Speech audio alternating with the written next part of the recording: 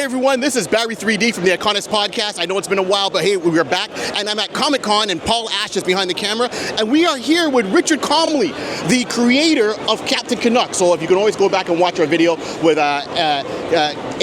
Kalmowski, Kaleman, Adrosky, who did the art, and now we're here with the man who started it all. So Richard, thank you so much for taking the time and letting me record you and interview you on the channel today. Thank you. Perfect. Happy to be here. Excellent. Keeping it Canadian. So let's go back to the roots. Captain Canuck, how did it start for you? What was the original concept when you thought about it? How long ago did this come to your mind? Go back to sometime in 1971. Right. I met a fellow by the name of Ron Leishman at church. And Ron and I used to get together because he's a cartoonist, and we both took a similar advertising art course in Winnipeg. And he's the one who really put the idea into my head that there should be a Canadian superhero. And we talked about it for a couple of years, and eventually we settled on the name Captain Canuck. We vacillated between Captain Canada and Captain Canuck. Right. But there was already 3 Captain Canadas by then. So we, one had moose horns, by the way, one of the Captain Canadas. And I started doing the research as far as, the whole process of publishing and distribution in about 73, and started working on it full time in late 1974, and the first issue was published and released and distributed across Canada and in parts of the United States. It was all mass market distribution in May of 1975, and that was the beginning. That was the beginning. So now you said something interesting. So you met in church. So, and you guys met in church. Yeah. Out of all places to start a comic book. I know some people at coffee shops. Sometimes people are just doodling. Yeah. But this idea came to you in church. So was the mass boring that time? No.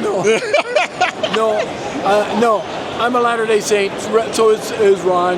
Right. And I met him at church, and I said, gee, I've seen him before. And I'd seen him at Red River Community College, is where we both attended an advertising art course.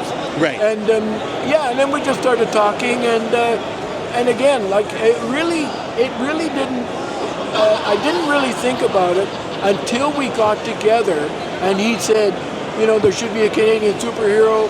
And we talked about naming him Captain Canuck, and that's it. That's where it sort of stopped, for a while. Okay. So I didn't start working on the art, or I didn't start working on the writing until late 1974.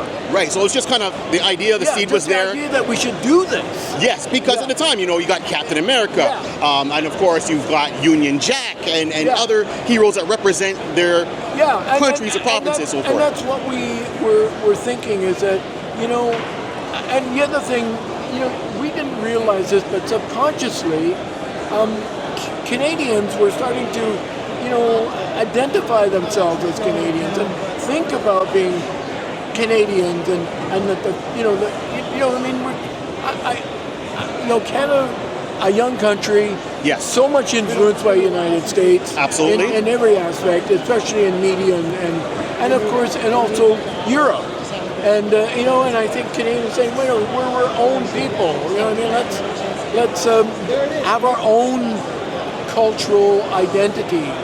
And pride, of course, our own Canadian pride. And our own symbols, our own symbolic characters. So, and people were thinking that, and I think it was more subconscious. Right. People weren't walking around saying that, maybe, or there weren't very many. True. Yeah. So now, when you got the character, you created the look. Obviously, we can see here, clearly, Captain Canuck being Captain Canuck, the doll, and of course, and all the media's come out. What went into coming up with his backstory, him as a person outside of the costume? Well, sitting down, I wanted kind of an ideal, what I thought would be the ideal Canadian. So obviously he had to be really fit. Yes. And he had to be a really good guy. Obviously, those are just right. But I thought, okay, we got to differentiate him from an American. Yes. And so he had to be more polite. Yep. He had to be less prone to violence. Yep. And just approach things differently. And Right. so, those were the ingredients. So it's like putting together a recipe almost. Do you know what I mean? What is Yes. it going to be like? And he had to be. And I also felt he had to have some native blood in him. You know, Agreed. Aboriginal blood in him. That would, in my mind, that made him more Canadian. Absolutely, and that's what I was drawn to about the whole Captain Canuck, because he was native. It wasn't just your hero, blonde hair, blue eyes. Yeah. Really, it represents a lot of Canada that doesn't get a spotlight on them. So I thought that was really smart and very self-conscious of how you did that back in 1974-75, bringing this character to light, being more polite. And then it got into aspects of, time travel, then there's aliens involved, which really opens up more into what Canadian culture could be, because we have those influences, right? We've had the alien landings that people talk about, be it who believes it or not. I'm not saying one way or the other, but it's nice to see that it was represented as a whole. Yeah. So I think you did an amazing job on bringing this character to life. What is your future? What would you like to see the character do next? I mean, everyone's always making something of a legacy. When you have something that starts this way, what would be the legacy for Captain Canuck? I mean, he's gone on further, but how would you want to see it? Oh boy, a good question. And I think what we're looking at doing, what is in the works, is to do.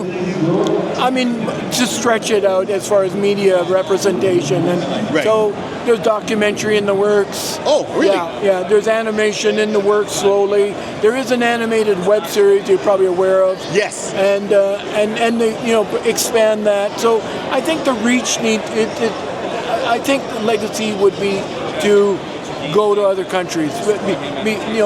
Captain Canuck is well known in Canada, even Yes. in the States. People don't realize this, but 80% of the comic book sales of Captain Canuck are in the United States. And that's largely because of the population, the much larger population. So. Okay, no problem. So I know we got to wrap this up, but this has been great. Thank you so much for taking this and giving us a little bit of insight. So the documentary, any projected date when this documentary might come out? Next year. Next year, 2026. The other big project that I'm working on is a book, A History of Captain Canuck. It's a 50th anniversary, and we're hoping to release it Canada Day 2026. Well, fingers crossed. I'm looking forward to that. Thank you so much for your time, Richard. It's been a pleasure talking to you and going over this with Captain Canuck. Everyone, this is Barry 3D from the iConis podcast. Once again, Richard Comley, Captain Canuck, an OG, as we like to say. Thank you for your time. God bless.